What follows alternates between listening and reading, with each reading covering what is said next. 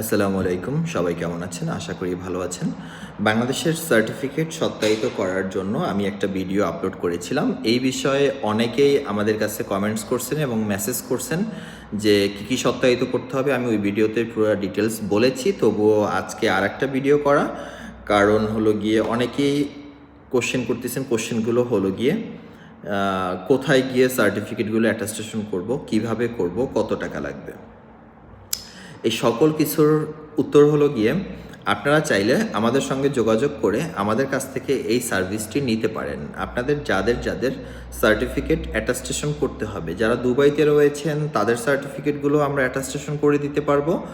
যারা বাংলাদেশে রয়েছেন তাদের সার্টিফিকেটগুলো আমরা অ্যাটাস্টেশন করে দিতে পারবো। অরিজিনাল অ্যাটাস্টেশন যদি কারো প্রয়োজন হয় অ্যাটাস্টেশনের, বাংলাদেশ গভর্নমেন্ট মানে বাংলাদেশ মিনিস্ট্রি এবং দুবাইয়ের মিনিস্ট্রি সকল অ্যাটাস্টেশন আমরা করে দিতে পারবো। আলাদা আলাদা চার্জেস আসবে। বাংলাদেশের জন্য এক রকমের চার্জেস আর দুবাইয়ের জন্য এক রকমের চার্জেস।